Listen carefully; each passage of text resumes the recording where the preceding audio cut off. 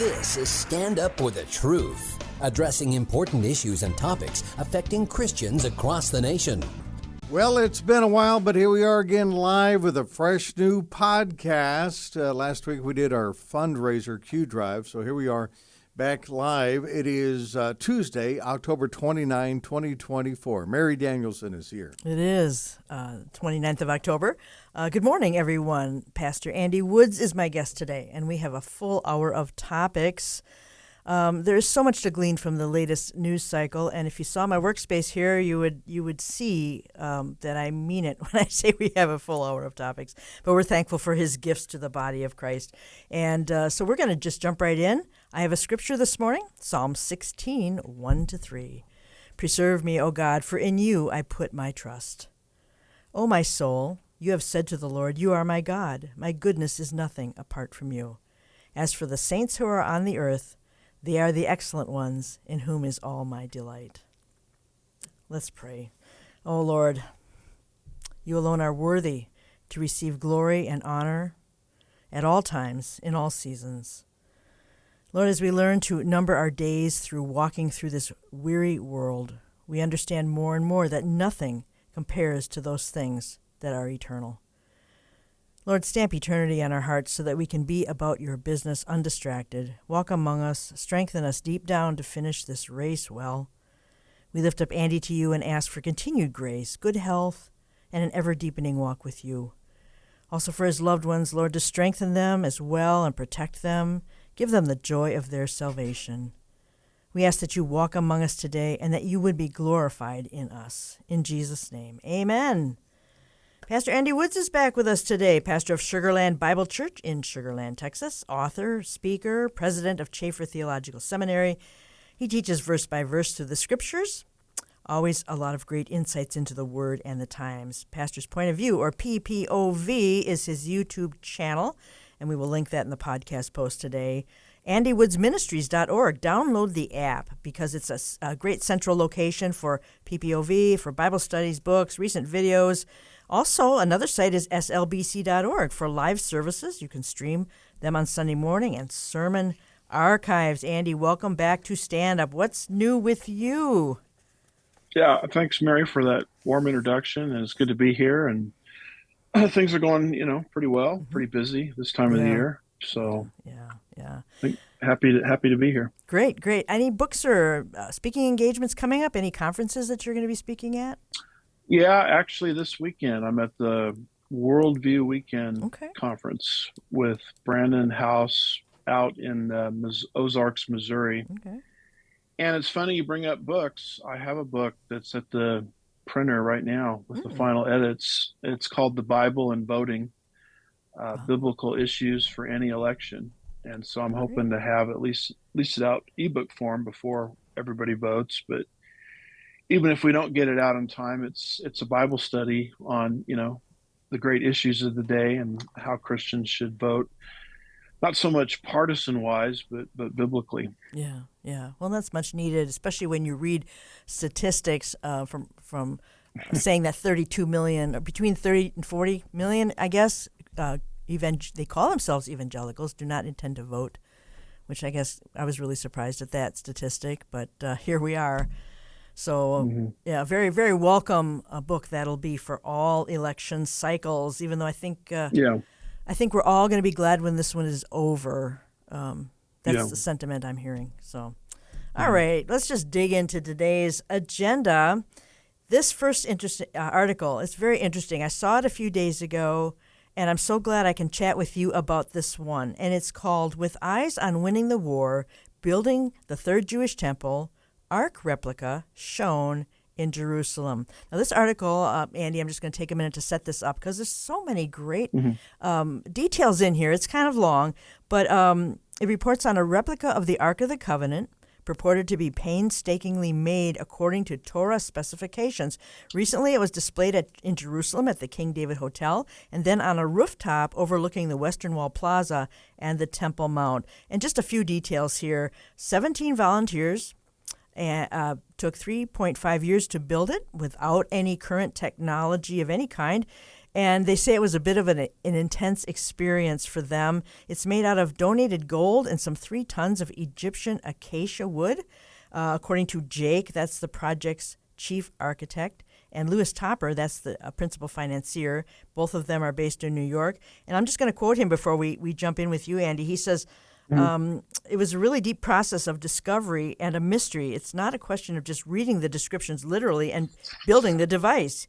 You have to do some heavy research and immerse yourself, and you have to go on a journey. And so even though the Torah delves into extensive detail about this construction and the dimensions and the material, it leaves out a lot of critical information that a builder would need to create this vessel. Andy, why is this a significant story? Well, it's significant because we know, and we don't know how and when, but we know midway through the tribulation period, the Antichrist is going to desecrate the rebuilt Jewish temple number 3, which implies that at some point, this side of the rapture, the other side of the rapture, we don't know, but somehow, temple number 3 has to be constructed. You can't desecrate something that doesn't exist. And people will find that in Daniel chapter 9, verse 27 and other passages. And the reason I found this article so interesting is in this article, not only does it mention the Ark replica, but it keeps mentioning solidarity to the temples. Remember, the Ark was housed in the Solomonic temple when Solomon built it, 1 Kings 6, verse 1, around 966 BC. And so they keep talking in this article about how we're getting glimpses of what, temple number 3 is going to look like. And so they're connecting the Ark to temple number 3. And so it's just a mindset within Israel that shows you, and you're dealing with people in unbelief who, are functioning without the light of the New Testament, but they very much see the temple number 3 being constructed as a key to their future. And this article, brings all of that out. A lot of them think we've got to, some would say we've got to wait for our Messiah to come and rebuild the temple. Right. Others are saying we've got to rebuild the temple so our Messiah can come. And we know that they're going to accept falsely, according to prophecy, a false Messiah for a limited period of time before their eyes are opened. So this whole thing is setting the stage, for what prophecy anticipates. I thought this part of the article was very interesting. They believe it is a functional replica, and I'm not sure what to make of that. But he kind of goes on to say that the terrorists believe that they're fighting for their God, the God of Islam. Shouldn't the Israelis be thinking beyond immediate border issues or cleansing Gaza of terrorists? Isn't this a spiritual war, I guess is what he's getting at. But then he says this. When the Torah was put in, it was weaponized. They claim that as soon as it was assembled in Shiloh, within minutes, Sinwar was taken out. That's kind of interesting. Do they know what they're saying there? Well, I think they realize that this is spiritual. And the Muslims and Hamas that did the attack October 7th of last year understand that this is spiritual as well. And this is what the Western mind, doesn't really get because we think we can kind of go over there and kind of treat it like a hotel, right, territorial dispute or something. But you have to put on the lens of religiosity to understand it. And Islam wrongfully believes that Islam is Jerusalem is their third holiest site. It's where Muhammad ascended back to Allah on a steed named Barak. And then, of course, the Israelis rightfully think that the Temple Mount, belongs to them. And so you've got this ancient religious dispute between these two groups. And that's what really triggers all of the wars and the violence and the terrorism in that part of the world. Unless you can put the spiritual or religious lenses on, you can't make any sense of what's happening. Right. He also claims that this unity, that this ark represents a global unity, and they also believe that about the temple, that all the nations will see that as a symbol of unity. With the political things the way they are, I guess I have a hard time wrapping my head around that, because I don't think the world is anywhere close to that point yet. Do you have any thoughts on that unity aspect and how they see? Well, I mean, could you imagine a guy coming along, the rider on the white horse, as the book of Revelation calls him, the false Messiah, and he fixes this problem? Mm, And he allows the Jews to have what they've always wanted, the temple, and to rebuild it, and he allows the Muslims to coexist, yeah. temporarily with the Israelis. Hmm. I mean, wouldn't such a man be heralded Yeah. as the rightful ruler of this world? Hmm. And of course it'll be a pseudo peace, because after the first seal, we have seal number two that takes peace from the earth and war breaks out. But this peace exists, temporarily under the Antichrist. And I think this is one of the things that it's going to propel the Antichrist to power, is his ability to solve something that, from the human perspective, is unsolvable. No one's been able to fix this. Hmm. And so I see this psychology and this religious animosity in place as just showing us how close we are, to this, scenario, Yeah. developing. Yeah. Wow. Such exciting times. Yeah, that's a great way to tie all that together. Um, Unless there's something else more that you want to say about that, I want to. Speaking of gold, and this is a good Yeah. segue here. Hezbollah's financial status has been revealed to the world, and the sources of the terrorist cash. Wow, this is quite a story here. IDF declassifies the exact location of where Hezbollah is hiding millions in gold and cash.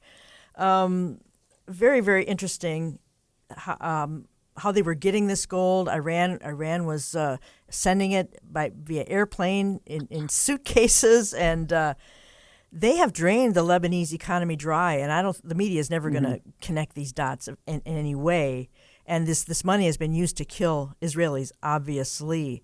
Where did they find that bunker? How did they? And an even bigger question, Andy. After you answer the first one, who gets that? Who gets all that Yeah. money?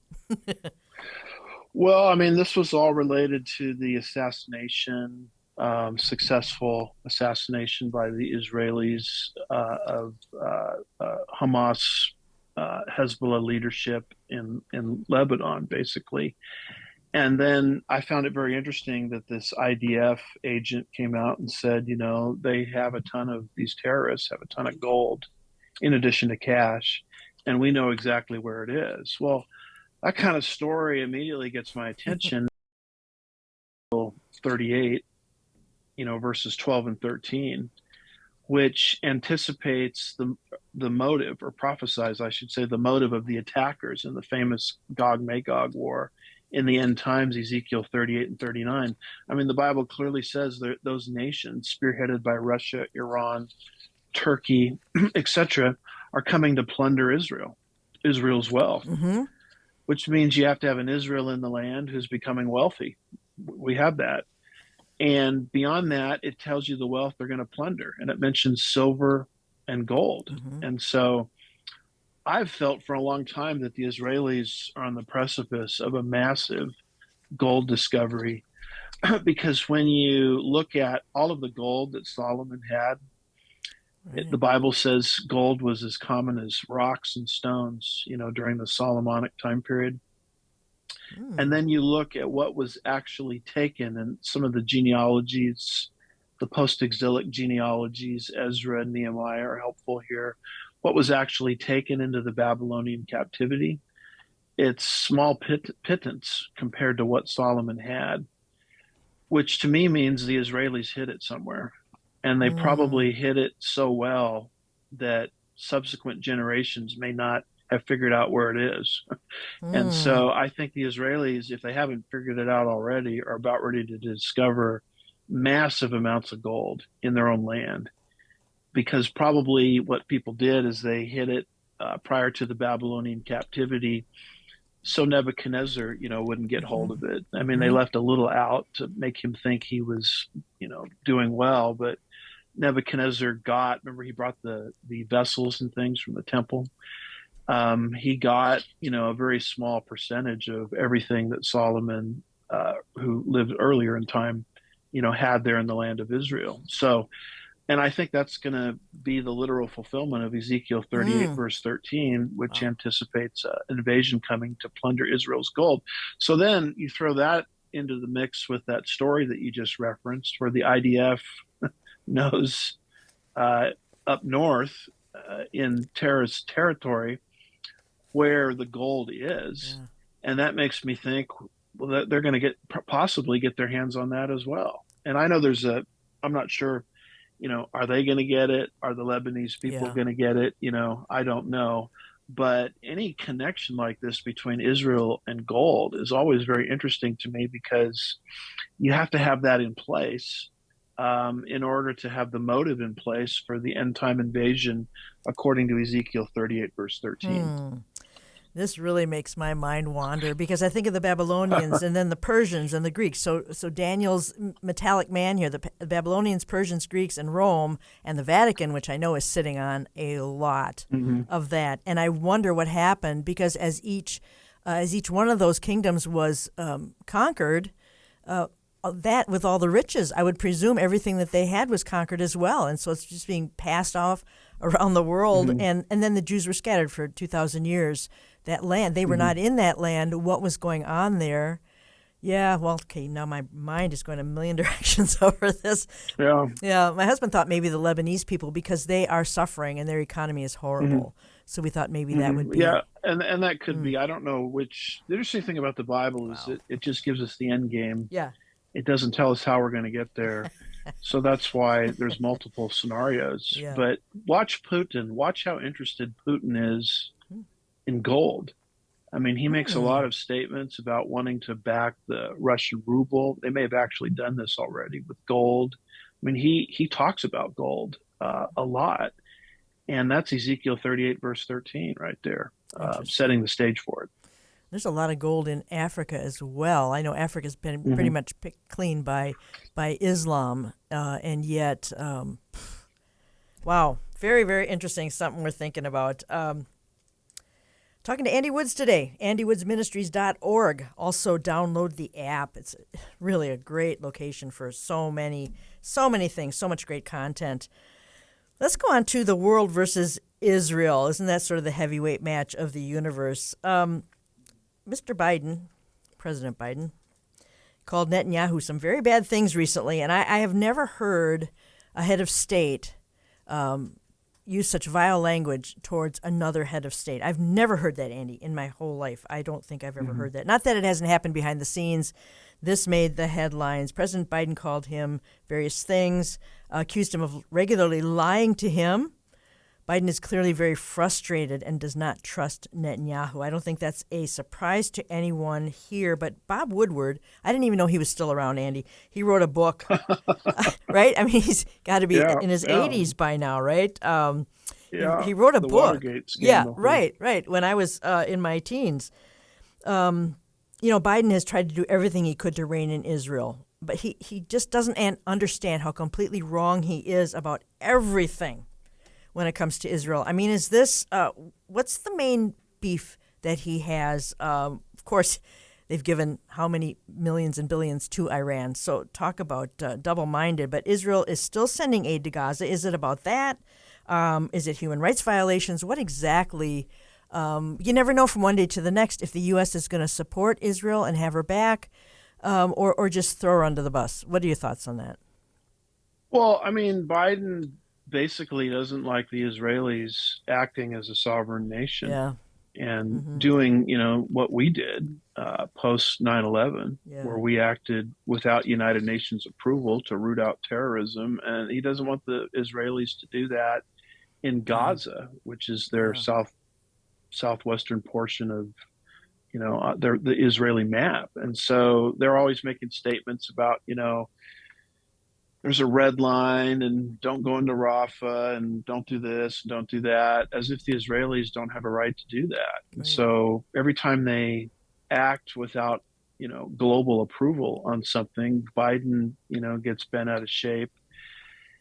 There's an article coming in our stack of stuff, if Lord willing, we get to it, where Biden basically makes a statement that if you guys go and you try to take out Iran's nuclear facilities without U.S. approval, then if Iran fires back, which we know they're capable of doing, they've done it twice recently, then America won't have your back.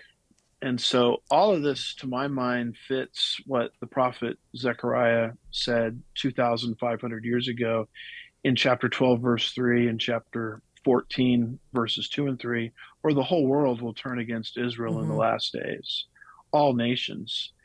And the last time I checked, all means all. Yeah. And that would even include the late, great United States of America, one of Israel's faithful allies. And so I think with articles like this, where Biden is going off on a profanity-laced tirade against the nation of Israel, I mean that kind of fits the signs of the times. In addition to these other things we've been talking about, where the world truly is turning against Israel, and then of course what the United States does is used as a pattern by other Western-style democracies around the world. And so you're literally seeing the world ganging up against Israel, not letting them or disagreeing when they act as a sovereign country, when they do what we did post 9/11, and then imposing on them the two-state solution, which to my mind is the final solution, because it will take Israel's width and reduce it to less than 10 miles. And so that's why this article kind of jumped out at me. And Biden still wants that legacy. Every president, it seems, has wanted that legacy. The thing that I saw an interesting thing, and this was in Israeli press this morning, we can't afford to give the Biden team another heads up. And I think Israel is, well, they're basically saying, we're not going to tell you what we're going to do anymore. And they shouldn't have to. But it says here, first, they leaked top secret intelligence to interfere with the Jewish state's execution of an attack on Iran. Bad enough. Saturday morning, the Biden team risked the lives of our pilots by revealing our targets mid-operation. It was reported that we gave the Biden team a heads up 6 hours before the attack. As soon as we started, Biden's people began calling reporters. An American official with knowledge of Israel's plans told the Washington Post, while much of the operation was still underway, that missile manufacturing facilities were the targets. He says, at best, to avoid mishaps with the American jets in the region, we can provide the wrong target details, but it's depressing that this is our relationship with the Biden team, but we have to play the cards that we have. Yeah, wow, talk about a letdown. I'm not surprised, though.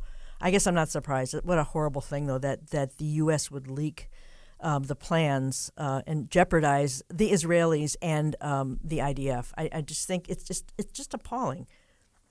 Yeah, and, it's kind of interesting. It's like giving the other team your playbook, before the big game. Yeah. I mean, that's basically what America just did, to Israel's sworn enemies, just revealed Israel's playbook. And this kind of reveals a deep down built-in bias in our own State Department, against Israel, that something like this would happen. Trump, at one of his appearances, commented on this and called it an enemy from within, which is a great characterization of what's happening. And, to me, this fits the signs of the times, that the nation's turning against Israel. Yeah.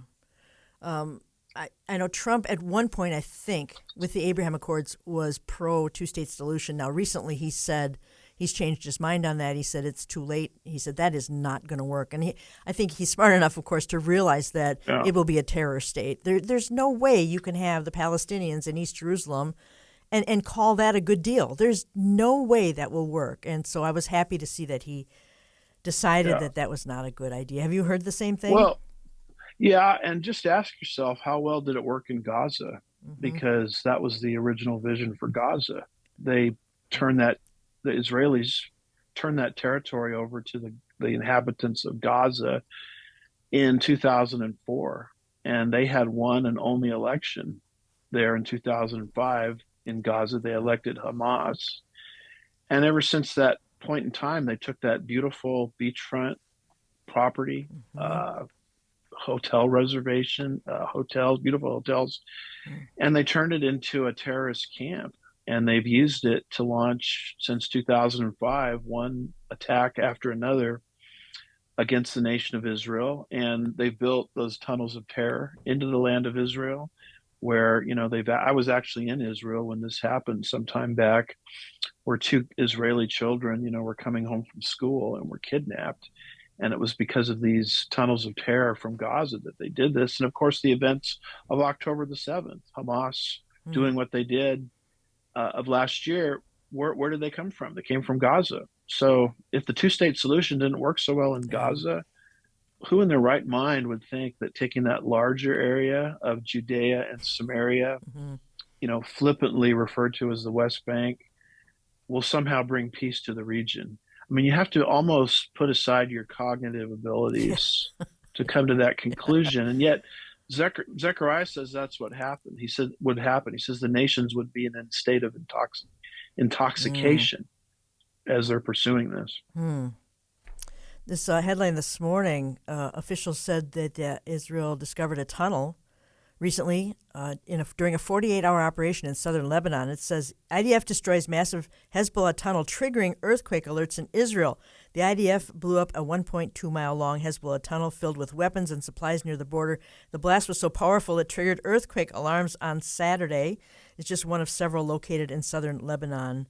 Inside the tunnels, they found AK-47s, explosives, rocket launchers, sniper rifles, anti-tank guided missiles and launchers. They found a massive stash of food, canned goods, chocolates, pickled olives, and enough goodies to feed more than 100 fighters, electricity, plumbing, bedrooms, bathrooms for terrorists. So that just happened this morning. Yeah, I don't know how it registered on the Richter scale, but that had to be one huge tunnel. Do you think they'll ever find them all? Because this has been an ongoing thing now for over a year, well over a year. Yeah, well, I think that's their goal. I mean, they finally figured out giving this territory away didn't help us at all, and they're trying to root out Hamas, from Gaza, which the Biden administration apparently wants Israel to only go so far and to not really complete the job. The other interesting thing about that article is you mentioned earthquakes, potentially triggering earthquakes, I think you said. Yeah. I mean, that's fascinating in and of itself, because Revelation 11 there in Jerusalem talks about an earthquake. If I remember right, it kills about 7,000 people. And as you study Ezekiel 38 and 39, one of the things that happens is that invasion occurs and God brings judgment is he uses earthquakes, in the land of Israel to wipe out these invaders. So, how many signs does God have to give us to show us how close we are to the fulfillment of these events? No kidding. There should not be any question. When it comes to aid to Gaza, I know that's been kind of in the news. We're headed for a break here in a minute, so I'm just going to mention a couple of statistics here because they're always saying, well, there's not enough aid to Gaza, blah, blah, blah. But here are the statistics for 2024. 1,086,205 tons of aid went to Gaza. Tons in 2024. That's 1,070,000 via land and 7,000 tons via air, 9,000 tons via the sea, the maritime routes. That's no small thing. I know I don't know how many people are still living in Gaza, how many have been relocated. I don't know what the population is anymore. It was always more than I expected it would be in that little spot of land. But if people are going to complain about that, I've heard Hillary Clinton complain about that, et cetera, et cetera. There is plenty of aid going in constantly and has been all along. So that just a few tidbits there for people who wonder how that's been going. And I know we mentioned this also, Andy, if they attack the nuke facilities. The interesting thing, and we can carry this over when we come back from the break, there have been reports for years that Israel was going to go after nuke capabilities. I thought it would happen before this, but now everyone's sweating a little bit. And what I'm going to ask you after the break is this in the context of the wider war? Because I think everyone just sort of turned a blind eye to the threats before this. So we'll be back in 2 minutes speaking with Andy Woods today, andywoodsministries.org, also slbc.org for live services. You can watch them live on Sundays. PPOV is the YouTube channel. Great resources. Stay with me. Back in 2 with Andy Woods.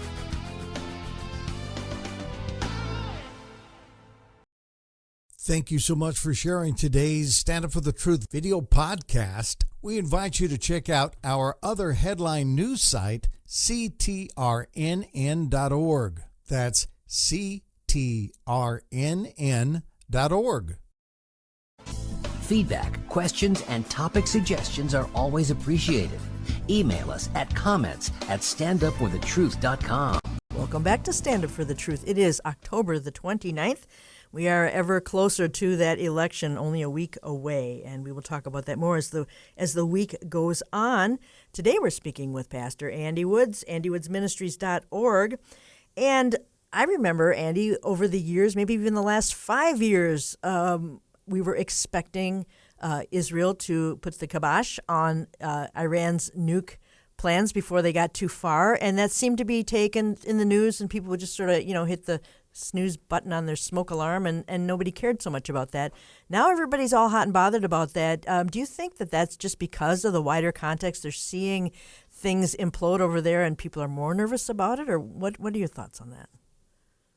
Well, I think it kind of faded for a while because Trump sort of fixed it when he was in office. He basically bankrupted Iran. Right. And then Biden came on the scene and he got us hooked in with that horrible Iran deal, which, Trump took us out of. He put us right back into it, in addition to the Paris Climate Accord. That's another story for another day, I guess.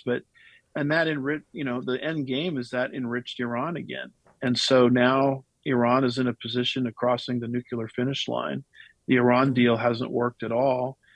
Iran is no longer working through its proxies. It used to work through Hezbollah and the Houthis. Well, there have been 2 times recently, one in April and one just a couple of weeks ago, where Iran was actually firing projectiles from Iran into the land of Israel. So what do you do with a Shiite theocratic regime that's about to go nuclear? What do you do? I mean, if you're in the Israelis' position, you got to do something. Israel can't wait forever. And so that's why all of a sudden all of this is back in the news, because Iran's mask is off. Yeah. We know what they want to do, and they're about ready to go nuclear. Thank you, Iran, the Iranian deal. And so from the Israeli perspective is they almost have no choice. I mean, we've got to fix this now, or we're going to have World War III. Yeah, and I think God's restraining hand is here too, in Amen. view, because so many things have been restrained that I thought would have, gone nuclear, figuratively and literally a long time ago. And so God has had all this in His plan all along. We just don't know that. But this, you bring up an interesting thing in your notes here. A Lebanese Shiite Islamic scholar says there is no religious value or special status to Jerusalem in Islam. This is from the Sunni perspective, and he says it's just a matter of political exploitation. And that makes sense because Islam is a political movement disguised as a religion for the purposes of controlling people. But to admit to that, I think that's very, very interesting. I think it's different than the Sunni view. Nothing about Jerusalem to the Shiites. I was a little surprised at that. Yeah, it's like dealing. I mean, I like to argue it this way. It's like dealing with 2 little kids on Christmas morning. Let's say they're siblings. One kid gets a toy, and he's very happy with it until his brother or sister gets a different toy.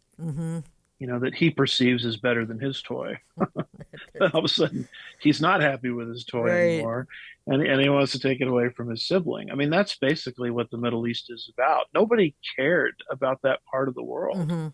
Mark Twain, as you know, went there and said there's nothing here but a barren expanse in the late 1800s. No one cared about that part of the world until the Israelis started buying back the land at very inflated prices, I might add, and came back into the land like God said they would, and turned it into a Garden of Eden agriculturally. And once the surrounding Islamic countries saw how prosperous the land had become, they invented a narrative that the land really belongs to us. And after all, that's one of the Islamic holy sites. And, that they push that and people believe it. They think that Jerusalem is the 3rd holiest site in Islam next to Mecca and Medina, despite the fact that the word Jerusalem is not found a single time in the Quran. It's found 800 times in the Bible, but it's not found a single time in the Quran. And so the Muslims have done just a tremendous game of propaganda, convincing the rest of the world that the Israelis took an Islamic, holy site away from the Muslims when they went back into the land. And it's really rooted in covetousness and Yeah. jealousy, Mm-hmm. that now the Muslims are interested in the land now that the Israelis have prospered the land. So that's why I found this article by this particular Shiite Islamic scholar so interesting. He's basically saying, yeah, you're right. Islam has no claim to the land. And so this is not coming from us critiquing Islam. This is coming from one of their own. Yeah. Yeah. And I don't know, this guy here, this scholar, I hope he's watching his six, as we say, his back, Yeah. because I don't think a guy like this is going to live very long, Mm-hmm. saying this kind of stuff. You Mm. remember Salman Rushdie and the satanic verses, Yeah. how they pursued that guy to the ends of the earth. I'm not sure if the guy's still alive or not, Yeah. but that's how they treat people that expose the truth from within. I mean, look at what they do to a Muslim woman who wants to leave Islam. I mean, basically, Yeah. they'll try to hunt her down and kill her. Yeah. And so, this guy here, I was just surprised that someone from within would be so bold as to say the king is naked. Yeah. Right. Islam has no right to that land. Mm-hmm. Mm-hmm. And the Sunnis, who are the majority, do still believe it's the third holiest city, and that Muhammad ascended from there. He was transported to Jerusalem. He ascended from there, and Hmm. got to see heaven and that sort of thing. So, yeah, they'll just keep perpetuating all those crazy myths. It doesn't really Hmm. matter if they're true or not. Now, what I thought was interesting, we were talking about Gog and Magog previously. This past weekend, in Israel's retaliation against Iran, they targeted Iran's Russian-made S-300 air defense systems, missile production, solid fuel production sites, and some equipment from China that they cannot come get anywhere else. It almost seems to me, I don't know how Russia feels about this, because these systems were supplied to Tehran by Moscow. The Russian arms industry took a big hit here, Andy, and is it going to make them angrier than before? This is their flagship air defense system. But also, I thought to myself, okay, if Israel's going to go in and do this basic leveling of and give themselves more freedom in the skies once they take out the air defense system, is that just phase one? Are we looking at phase two? Because it seems to be a sequel is coming. Yeah, well, we know a sequel is coming because that's what God says. Mm-hmm. Russia is going to invade Israel. So, um, all these types of, disputes, and there was even something going on with an Orthodox church, believe it or not, in Israel, I think Jerusalem, that Putin thought that he had jurisdiction over. I don't know if you Mm. followed that story. I mean, there's all of these types of things in the news all of the time talking about heightened tension between the Israelis and Russia. And keep in mind that Russia, prior to the Communist Revolution in 1917, was a Christian Orthodox country and wasn't Yeah. going to invade anybody, Yeah. let alone Israel, because Israel didn't even exist yet until, May the 14th, 1948, in her War of Independence. So what the prophecies indicate is not only would the Israelis come back to life politically in unbelief, but there would be hostility between Russia and Mm-hmm. Israel, and Mm-hmm. one headline after another, whether it's the one that you're citing or countless others. It shows you that this tension is alive and well, and it shows you the messianic times that we're living in. Yeah, indeed. And there's a narrative in the West here that Russia is becoming more isolated because of Ukraine. That's what the West wants to think, because I don't think that's true for a second. Because if you look at this BRICS summit that took place, they want a new world order where the West is and Israel do not dominate the global scene anymore. 30 world leaders were at this thing. They're trying to weaponize the dollar. That's wishful Mm. thinking on the part of the Western media to say that Putin is isolating himself. No, no, no. He's out there. He's out there on the world stage. What's with this disconnect?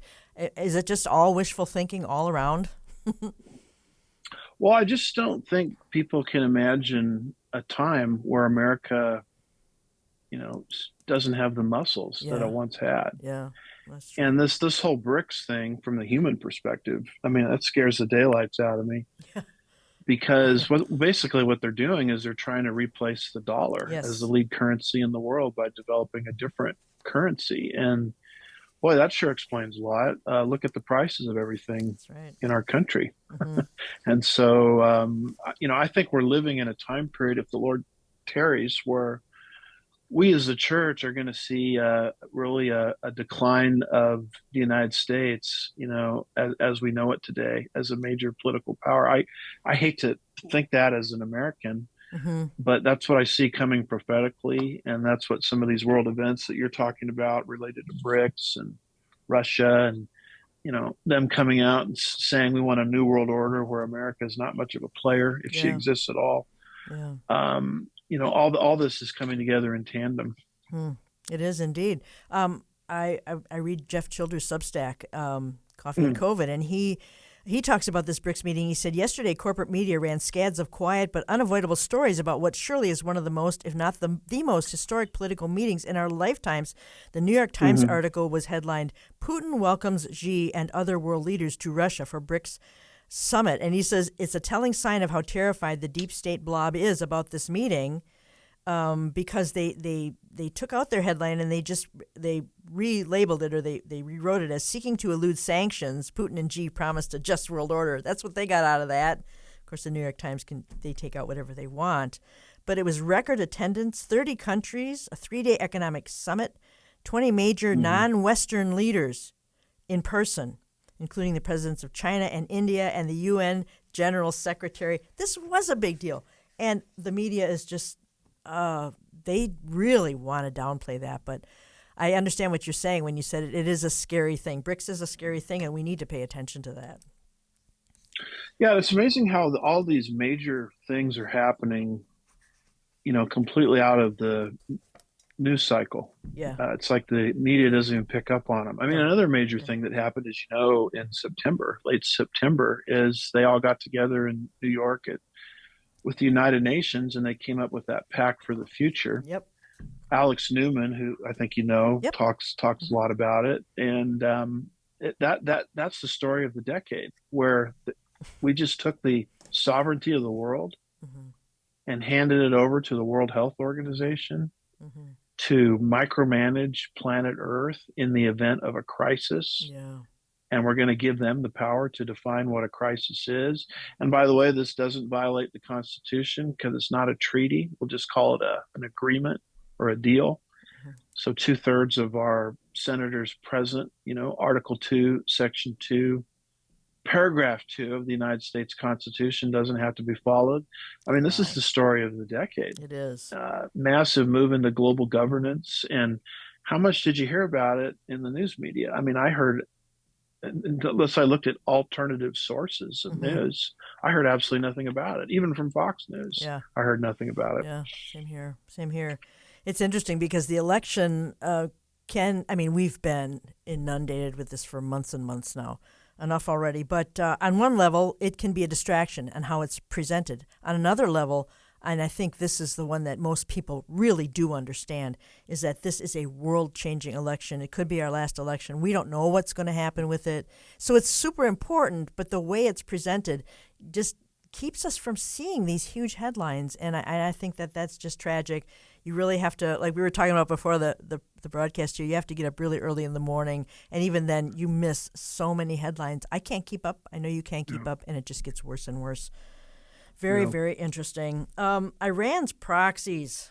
Talking to Andy Woods today, andywoodsministries.org. You're listening to Stand Up for the Truth. Iran's proxies are spreading in Africa. Oh, surprise, Mm. surprise, Andy. The head of the snake. They talk about the head of the snake. If we take the head of the snake out, the world will be a safer place. But it's a multi-headed snake, Andy. I don't see that happening. What are your thoughts on these proxies living on and spreading in Africa? Well, I mean, to me, it's extremely interesting, and not just that article, but yeah, you were talking about. I think this article also about the Sudan, Yes. North Africa. I Yep. mean, it's very interesting because what I've been told by people, I think wrongly, is that, oh, we're a long way away from the Gog Magog invasion of Ezekiel 38 and Mm-hmm. 13 because North Africa, in particular, Libya, who was put in the Bible, Yep. and the Sudan, who is Ethiopia, in the Bible. Um, uh, or let's see, Cush, Ethiopia, Sudan, and Put or Mm-hmm. Libya. Um, we're told, well, there's no, Russian or Iranian presence in that part of the world. And my goodness, are you kidding Yeah. me? Yeah. These articles prove that there's a That's right. Russian and Iranian presence in the world. And these articles both talk about that the reason they're setting up camp there, Persia and Russia and Iran, is to make it easier to attack Israel from Wow.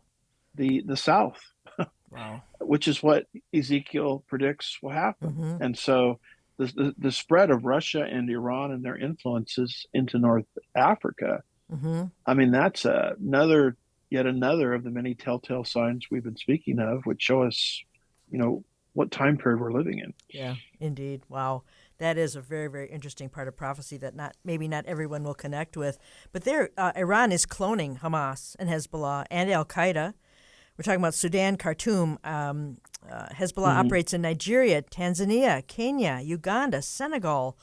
I've often wondered why Islam was always systematically wiping out and starving out Africa as a continent, and this explains a lot. But then also Sudan, you mentioned Sudan, Andy.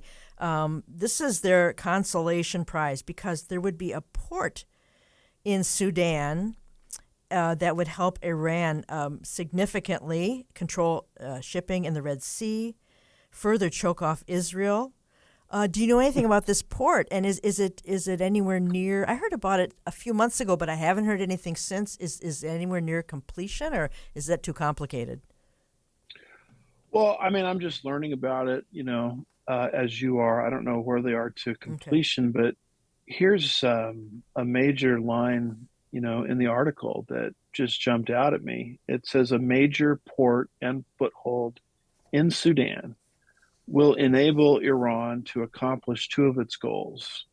Number one, to continue encircling Israel in a Mm. ring of fire. Mm. By, Wow. and I don't know what the people that put this article together Yeah. know about Bible prophecy, but just by opening yet another front from which to attack the small Jewish nation from the southwest and to further control all international shipping in the Red Sea. I mean, the shipping issue is interesting, but it's not really as prophetically significant as Mm-hmm. the other part of that sentence, where it's like we need this port and we need our presence here because we need to attack the tiny Jewish Yeah. nation from the southwest. Wow. I mean, that's exactly what Ezekiel predicted would happen 2,600 years ago. Wow. And so you're seeing a real presence of Iran, Russia into this part of the world, in my opinion, for preparation, for what's coming in this invasion. Wow. Very, very interesting. And Iran and Russia have been at war with the West. And just from talking today about the topics we have, we're seeing how they have been at war with the West for a very, very long time. It just, it's maybe not, an active World War III, but how can we not see all this simmering under the surface to cause wars and rumors of wars unlike we have ever seen in a time that the Bible says will be unlike any other? So, yeah, a lot of this Yeah. is really spreading to the top like cream to see exactly where we are at. And Um, what's interesting, if I could just toss this in, is yeah, all these articles go together. mm-hmm, they do. So the Shiite scholar article, I mean, that shows you that when they do attack, they'll have no basis for it other than Yeah, plunder, yeah, which is what Ezekiel 38 and 39 says. When they do attack, they're going after gold. We talked about that. When they do attack, they're going to be upset about the temple, which they still think is a third holy site in Islam. And then these articles go on and they specify the exact players in the attack. And so, it's tempting to kind of read all this stuff in isolation with right, one another. right. But these things are all happening in concert, in harmony, in tandem with each Yeah, other. yeah. And I noticed that as I went through these articles yesterday, I noticed how they all are connected. I thought that was very, very cool. Let's talk a little bit. We have probably about 5 minutes left or so. Globalism. Sinwar bodyguards included UN nations employee, and we talked about this a little bit I think before we went on the air. UNRWA, and that is UN Relief and Works Agency for Palestinian Refugees on Israeli territory. And the U.S. has insisted, as if they can do this, that Israel continue to work with UNRWA or else. Why would they insist or else? But now, we talked about this before, the Knesset just voted to ban all activities of the UNRWA on Israeli territory. The legislation passed in its final reading on Monday and was spearheaded by Minister of Knesset Boaz Bismuth. He emphasized that UNRWA is not a refugee aid agency. It's a Hamas aid agency. They can no longer represent, provide services, or conduct any activities directly or indirectly on the sovereign territory of Israel. Amen. And I think it's about time that they did that. Yeah. I mean, were they, some of them in the tunnels with the hostages, or what did I hear about that?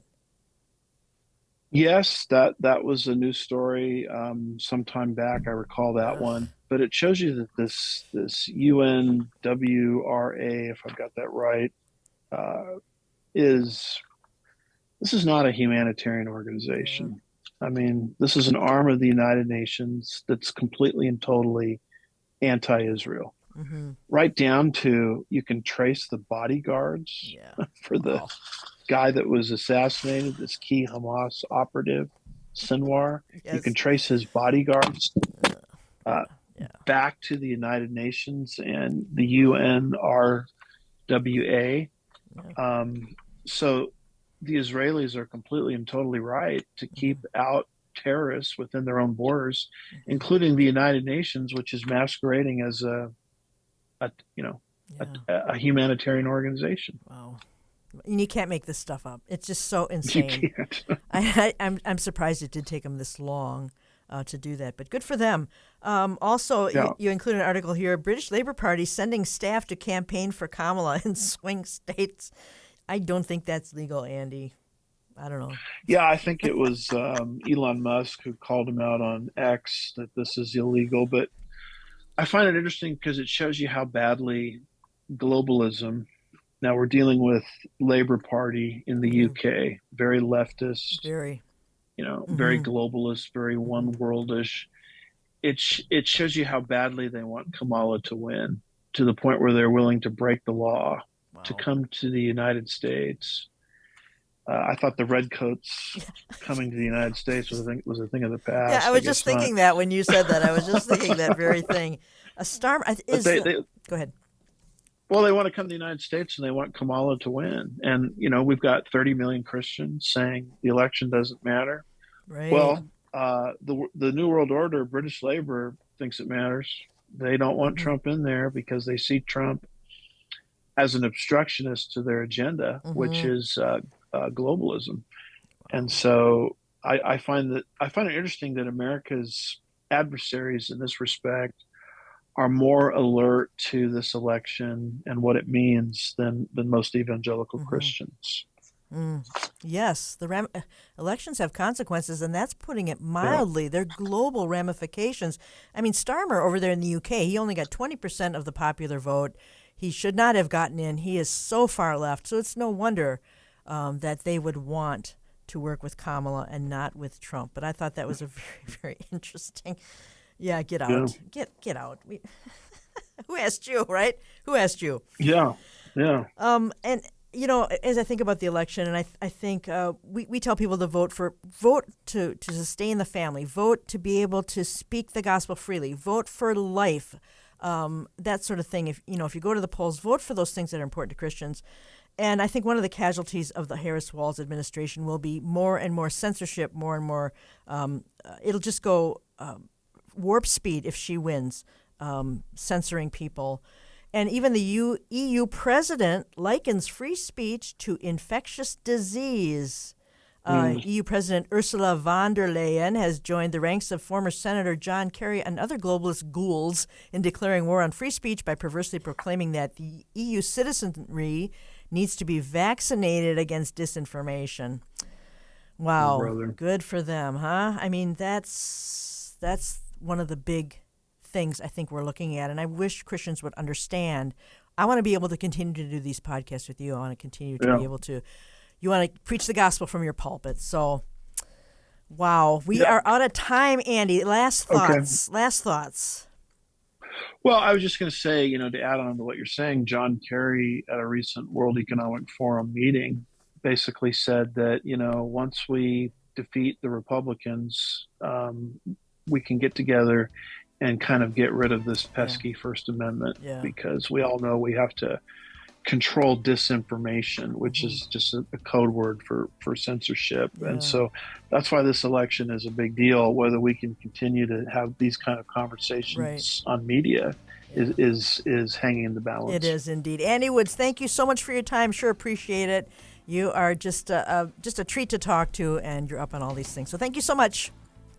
Great to be here. Thanks for having me. God bless. Tomorrow at 9 Central, there will not be a Stand Up for the Truth podcast, but we are going to air a sermon heard this past Sunday on Q90 FM, Pastor Kevin Minsky, about true saving faith from John chapter 2. Thursday, Dr. Danny Faulkner, Answers in Genesis astronomer. I'll be like a kid in a candy store. Friday, Robert Meyer from Mission America. We are going to talk about the election. It's our last chance. God bless. Thank you for joining me on Stand Up for the Truth. See you Thursday.